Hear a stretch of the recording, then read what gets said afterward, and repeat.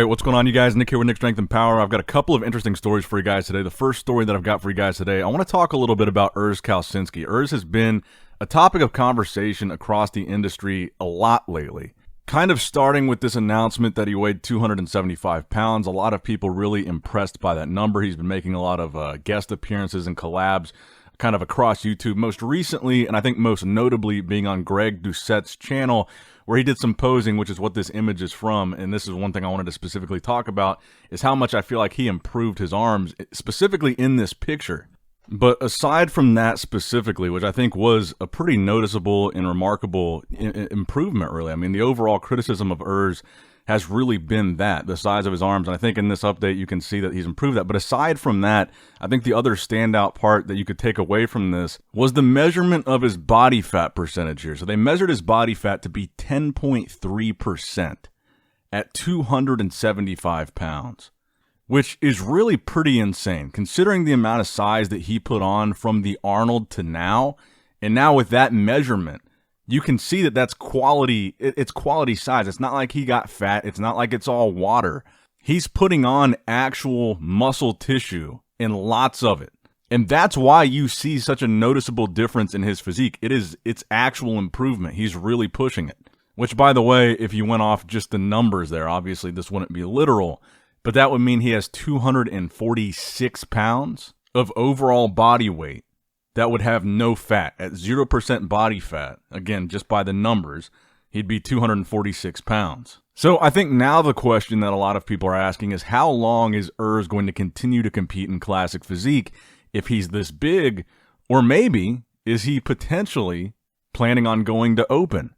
I know that he has expressed interest in eventually going to open. I've seen him say it in other podcasts. But with this, what seems to be a pretty aggressive bulk, you almost really wonder if he's going to be able to make weight for this year's Classic Physique Olympia. And that's kind of the situation we find ourselves describing with a lot of these classic physique guys. It seems like in recent memory, with this whole weight restriction thing, a lot of guys have been struggling to make weight or missing weight entirely. So could we have a scenario where, yes, Urs looks rapidly improved, vastly improved. He looks like he's added a ton of quality size. And by the numbers, he has added a ton of quality size. But did he add too much? Even though he's improved his arms, I think, pretty significantly here. Is it going to hurt him when he does cut down to the classic physique weight again? Is any of the size even going to matter? And somebody that's a really good example of this, that has been a rival of Urs's and a rival of Chris Bumstead's, is Terrence Ruffin, who we got a physique update from today, which I thought was really impressive. I think Terrence actually looks like he's in really good shape here, which I think may mean he's competing in the very near future. And I say he's a good example of this because obviously he struggled with making weight for the Classic Physique Olympia this past year in 2022. And as a result of that struggle, I believe that is why he dropped from second place all the way down to sixth. So when I see this update from Terrence, and I see that he's looking pretty lean, I mean, he looks like he's in pretty good shape. I wonder if we're going to see him on stage in the near future, because keep in mind, because he did drop to sixth place, he did not qualify for this year's Classic Physique Olympia. He's not currently qualified to compete, so he will have to do a show and win a show if he's planning on getting back to that Classic Physique Olympia stage this year, which I'm assuming he is. And if/when he does, I have a feeling Terrence is going to surprise us a little bit, because pretty much immediately, Terrence's name has kind of been out of the conversation now as a threat for the title now that he dropped to sixth place. But I really do think you could really construe that as a fluke. I mean, it was an error. The Terrence Ruffin that we're used to seeing and that we've seen several times at the Olympia before, that version of Terrence would not have been sixth place. But we didn't see that version of Terrence because of this mishap with the weight. So while right now everybody's talking about Ramon Dino, Urs Kalecinski, these guys being the hot up-and-comers, I think Terrence might surprise us when he gets back to the Olympia stage, because people have all but written him off.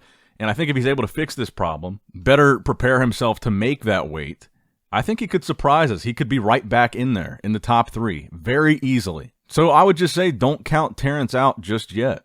Now, next up in the news, back to bodybuilding. We've got an update from Hassan Mostafa at about 1 week out of the Orlando Pro Show, which is next weekend's show on July 1st. Where we're going to get to see Hassan look for some redemption after that second place finish in Toronto that some thought was highly controversial. Now, I have noticed a pattern with some of these updates from Hassan. It's typically this most muscular, this specific variation of the most muscular, the hands clasp.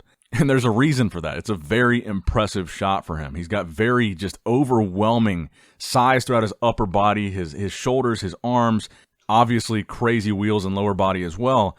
But he's also in shape. He's really bringing some top-tier conditioning from, compared to what we've seen from him in past years. He's really starting to bring it at the shows that we're seeing him compete at recently. He seems to have really figured out the formula, and I honestly think he's probably going to be the favorite to win the show. We're probably going to get the competitor list for Orlando probably in just a couple days now. But I think there's a good probability that this is where we're going to see Hassan earn his Olympia qualification. We get to see him mix it up on the Olympia stage because we didn't get to see that last year, and I think he would have been somewhat of a factor. Maybe not top 6, maybe not top 10, but I think he would have been dancing right in that era of breaking into the top 10. I really do, based on what we saw from him in Toronto.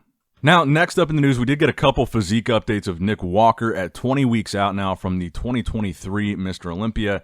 Now, he did caption a recent post that they want big, we'll give them big. I think referring to the criticism of him in Columbus at the Arnold Classic being that he was a little bit downsized, a little bit flat. He went for a more lean look, a more sharp, crisp, conditioned look than he did at the Olympia, where he was a lot more round and full, particularly in the lower body. And in these updates, he looks bigger. He looks a lot fuller. And I've also noticed that for a couple weeks now, we haven't seen him post his body weight. He typically does. He posts his body weight with these updates, and I haven't seen him add his body weight to any of these recent posts. The last post that I saw from him where he put his body weight was on June 2nd, where he said he was weighing 287 pounds. And I feel like based on the look of these updates compared to that one, he's heavier than that now. So it's going to be interesting to see for the 2023 Olympia if this strategy pays off for Nick, because obviously something he's become known for is not only his freaky size, he's got these crazy arms, this crazy front double bicep, he's like a mini mass monster, and I only say mini because of his frame. But he's also really become known for being a consistently conditioned guy. So it's going to be interesting to see with this strategy for the Olympia being obviously a bigger, fuller package than the Arnold, because that was what he was criticized for. If in his attempt to bring a bigger, fuller package for the Olympia, if he sacrifices any conditioning. Now, obviously, his goal is probably going to be the same or better conditioning as the Arnold with more fullness and size. But that's in an ideal world.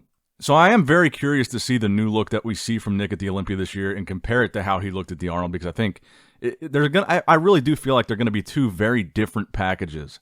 So let me know what you guys think in the comment section down below about all the stories in today's video, and that's going to wrap it up for today's video. I hope you guys did in fact enjoy it. Make sure you leave a like, subscribe, click that bell notification icon, all that good stuff. And as always, I love you guys, appreciate you guys. Nick Strength and Power, signing out. All right, guys, don't forget to click that like button and subscribe to this channel if you enjoy the content. Also, check out my Instagram at Nick Strength Power. My Facebook page, which is simply Nick Strength and Power. My secondary YouTube channel, Nick Strength and Vlogs, for vlogs and bonus content that you will not see on this channel. And consider subscribing to my third YouTube channel, Nick Strength and Pokemon, which is all things Pokemon and trading card games, completely unrelated to this channel. So if you're into that, give that one a look. And all links to merchandise and social media will be in the description box below. If you guys want a Nick Strength and Power t-shirt, that will be in the Shopify link below. Have a great day.